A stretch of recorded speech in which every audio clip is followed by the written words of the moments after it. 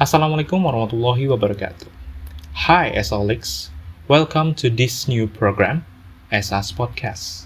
And now you're with me, Muhammad Farhan, as the chairman of SIFKIP Universitas Riau. Terima kasih karena telah mau meluangkan waktu kalian untuk menonton podcast ini. Dan kali ini kita akan membahas mengenai self-leadership. So, apa sih artinya dari self-leadership itu? Mungkin bisa kita lihat dari katanya nih ya, dari self dan leadership. Self bisa kita artikan sebagai diri pribadi, sendiri ataupun mandiri, dan leadership berasal dari kata leader ataupun artinya adalah pemimpin, dan leadership bisa kita artikan sebagai kepemimpinan. Jadi self-leadership itu bisa kita artikan sebagai bagaimana cara kita untuk memimpin suatu hal. Nah, pada kali ini, kita akan membahas lebih tentang self-leadership yang mungkin lebih relate ataupun lebih dekat dengan our behavior atau our act. Oke? Nah, sesuai dengan judulnya nih, kali ini yaitu I can't change the world, but I can change the world in me. Sangat menarik ya. Oke, mari.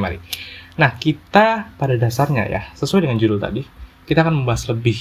Pada dasarnya kita nggak bisa mengubah apa yang terjadi di dunia ini. Tapi kita dapat mengubah apa yang terjadi di dunia kita.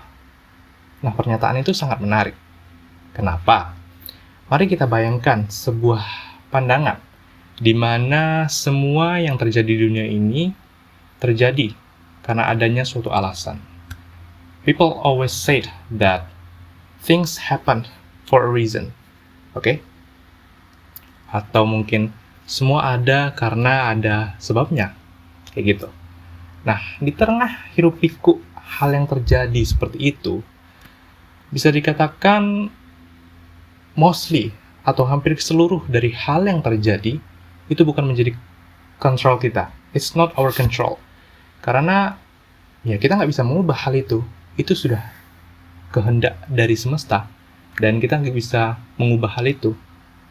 Nah, so mostly it's not our control, dan itu adalah kehendak semesta, ataupun Tuhan Yang Maha Esa tentunya. Namun dengan pernyataan yang telah disebutkan sebelumnya, yaitu I can change the world in me. Oke?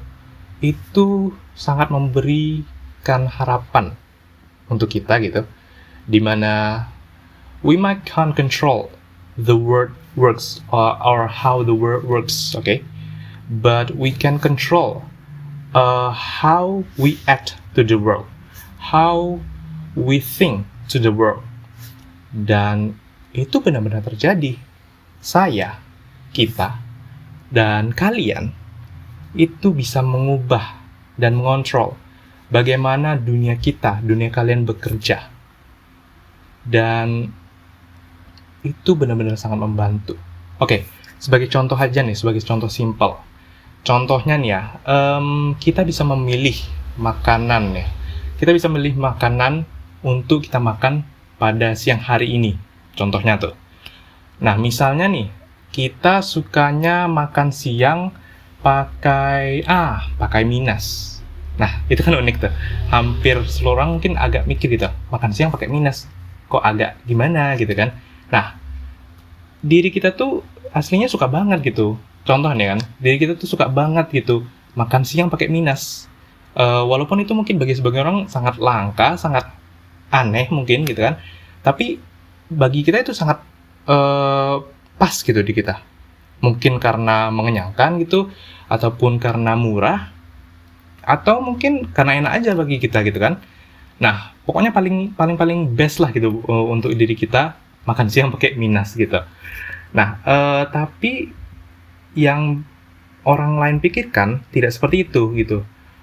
Mostly mungkin orang lain lebih prefer untuk makan siang pakai ayam geprek. Nah, itu kan udah umum tuh, hampir di mana-mana gitu kan, dan semua orang pasti hampir lah makan siang pakai ayam geprek gitu. Apakah salah jika kita menyukai hal yang cukup berbeda dari orang lain? Nah, tentunya tidak, bukan? Lalu, apakah kita harus protes ke tiap orang yang kita temui untuk bilang kalau makan siang pakai Minas itu adalah cara yang paling baik, cara yang paling sempurna dibandingkan makan siang pakai ayam geprek yang mungkin udah mainstream bagi orang-orang umumnya gitu. Kan nggak bisa gitu juga kan pastinya. Nah, terkait hal tersebut, apa sih yang bisa kita lakukan? Apa sih yang bisa diri kita lakukan dengan hal tersebut? Nah, kemungkinannya ada dua nih. Yang pertama nih ya, diri kita bisa lebih berusaha untuk membuka mata, membuka pikiran, untuk kita bisa secara objektif menilai apa yang terjadi dengan dunia ini. Contoh, kayak tadi, orang mostly-nya makan ayam geprek untuk makan siang. Tapi kita nggak setuju sama hal itu. Kita lebih prefer buat makan Minas, yang bagi kita mungkin lebih-lebih gitu kan, mending-mending gitu kan. Tapi coba kita buka pikiran kita secara objektif dan menganalisis mungkin, berpikir, oh, makan ayam geprek untuk makan ayam, maksudnya untuk makan siang gitu sepertinya. Kenapa ya orang pada suka-suka itu? Mungkin karena lebih murah dari Minas itu sendiri gitu.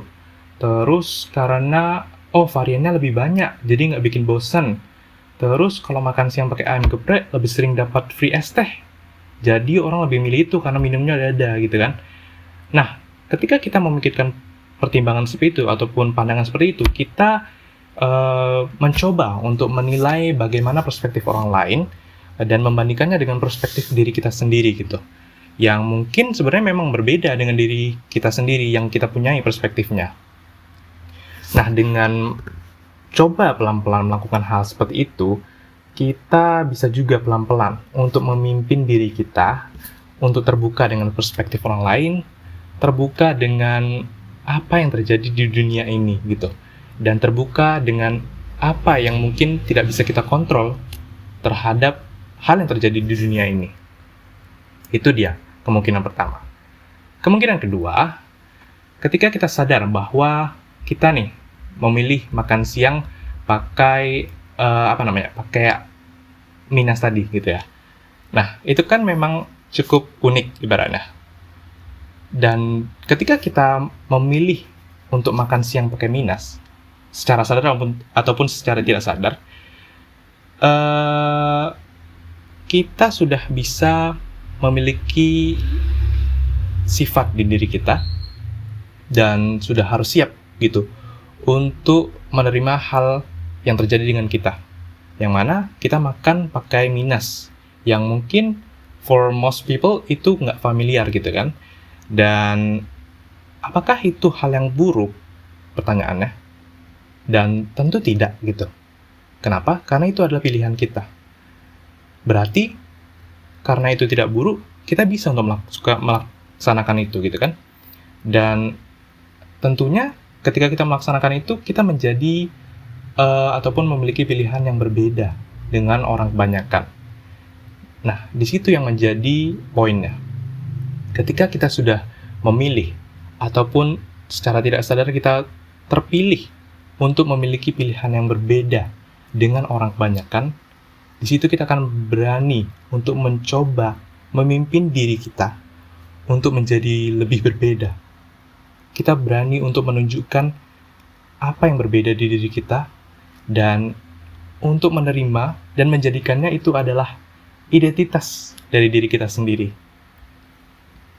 Dan ketika kita sudah berhasil memimpin diri kita untuk berani menerima apa sih identitas kita, contohnya kayak tadi kita makan siang dengan Minas, itu kan identitas kita. Berarti kita sudah berhasil to change the world in us. Dan itu berarti hal yang sangat-sangat baik gitu. Nah, jadi kesimpulannya apa?